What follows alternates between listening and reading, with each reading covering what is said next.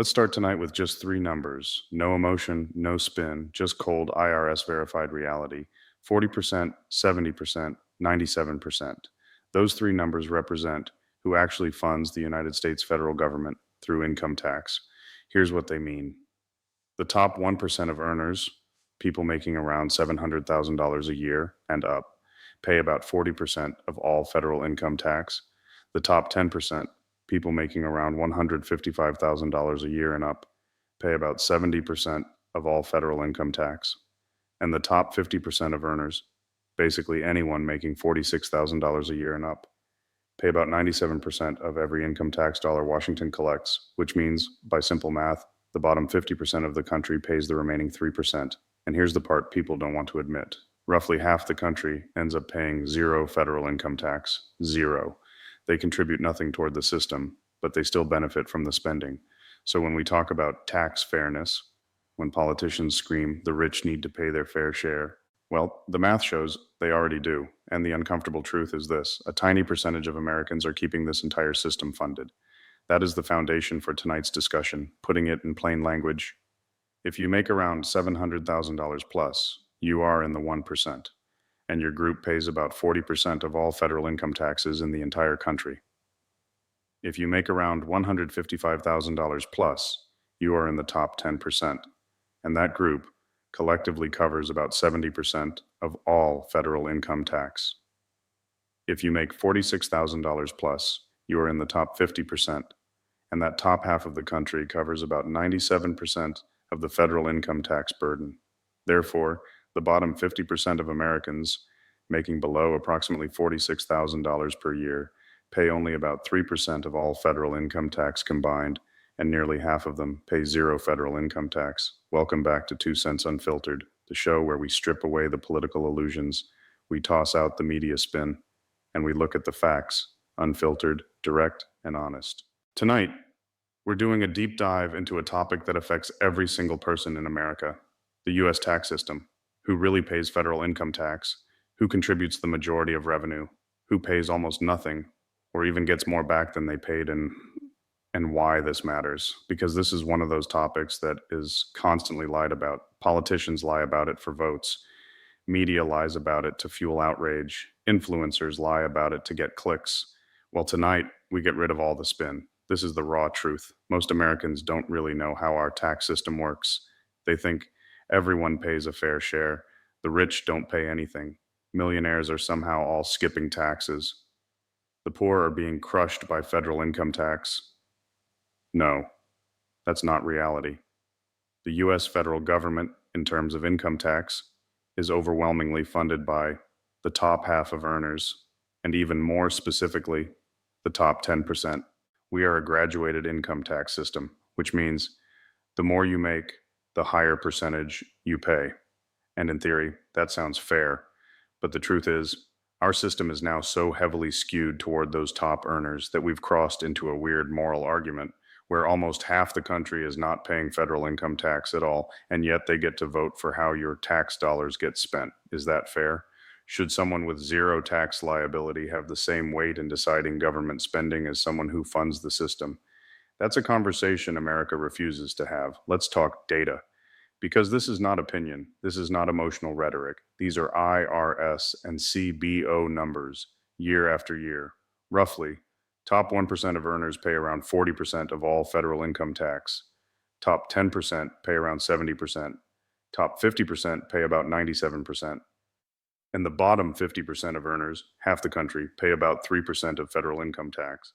And then this next part is even more shocking to most people. About 40 to 47% of Americans pay zero federal income tax. Zero, not reduced, not minimized. Zero, meaning someone else is covering their share. And many of those people actually get more back in refundable credits than they ever paid in, meaning their tax refund is not actually a refund. It is a welfare disbursement through the tax system.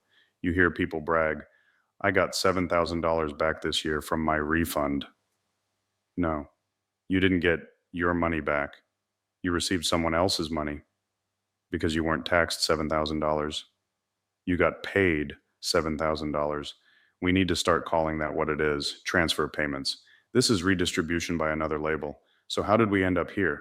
Two big reasons. One, politicians discovered tax credits, asked votes. Second, the IRS became an entitlement distribution center. Over the last 40 years, we shifted from a simple system where you pay in and you might get $1,000 back at most to a complex credits-based system where the government basically uses the IRS to deliver benefits disguised as refunds. Earned income credit, child tax credit, additional child tax credit, American Opportunity, tax credit for college premium tax credits for healthcare. These are not reimbursements. These are benefit checks. Politicians realized give people money in the spring and they vote for you in November. This has now become a political weapon. And when half the country pays nothing, that half becomes a perfect voting bloc to keep demanding more and more benefits because they have no skin in the game. You cannot run a country where half of the population funds the other half. That isn't a tax system. That's a transfer state. Listen, if you drown the top 10%, the system collapses. If you drown the middle class, the economy collapses. And this is the uncomfortable part. Raising taxes on the wealthy doesn't solve this because the wealthy already pay the majority of the bill.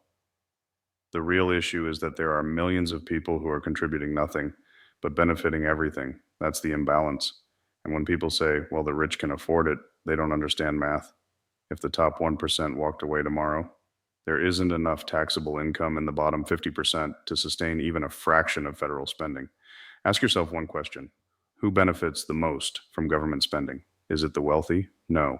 Wealthy people are not collecting SNAP benefits. They're not collecting rental assistance. They're not collecting energy assistance. They're not using Medicaid. They're not collecting child tax credits. They're not getting earned income credit. The people who pay the least receive the most. This is the part people don't admit. Yes, millionaires get tax deductions, but deductions are not checks.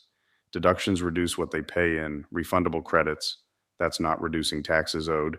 That's literally paying money out to the recipient. When a millionaire uses a deduction, they keep more of their own money. When someone with zero liability gets a refundable credit, they get someone else's money. That is a massive difference. When politicians say the rich aren't paying their fair share, well, that's not economic policy, that's emotional manipulation. Because the only way you can get almost half the country to feel righteous about not paying tax is to create a villain. And the villain is the rich. People are being trained to justify not contributing, demanding more, believing they are the victim, while those who actually fund the system get demonized. It's clever, it's manipulative, and it's destroying the culture. Here's a radical idea. A fair idea. Everyone pays something, even if it's $100 a year, because when someone pays zero, you create a moral hazard. When you pay in even a tiny amount, you think differently about government. Plus, a flat rate or flat minimum would remove all the political games. Examples of actual options. Flat 10% tax for everyone, or flat 15% tax. No loopholes or minimum 3% contribution from every working adult, or a consumption-based tax replacing income tax. These are not punish the poor ideas. These are accountability ideas, skin in the game ideas, because if 330 million people all contributed even a tiny amount, the system becomes stable. Right now, half contribute nothing, and that guarantees imbalance. The bottom line, the US tax system is carried by a minority. A small group is funding the majority of federal revenue, and half the country pays nothing, and yet controls elections. That is not sustainable. That is not fair. That is not healthy for a republic. So ask yourself, do we want a nation where those who pay get punished and those who pay nothing get rewarded? Or do we want a system where every American has skin in the game, even if it's a little?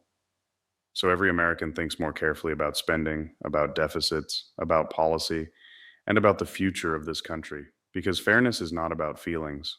Fairness is not about envy. Fairness means contribution.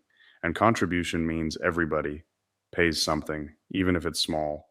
Because the moment almost half the country pays nothing, the system stops being a shared burden and becomes a political weapon, used by those who want power. The tax code should not exist to buy votes. It should exist to fund a nation responsibly. This is 2 Sense Unfiltered. Thank you for tuning in. Stay informed, stay unfiltered, and never stop demanding truth, not political fiction. Good night.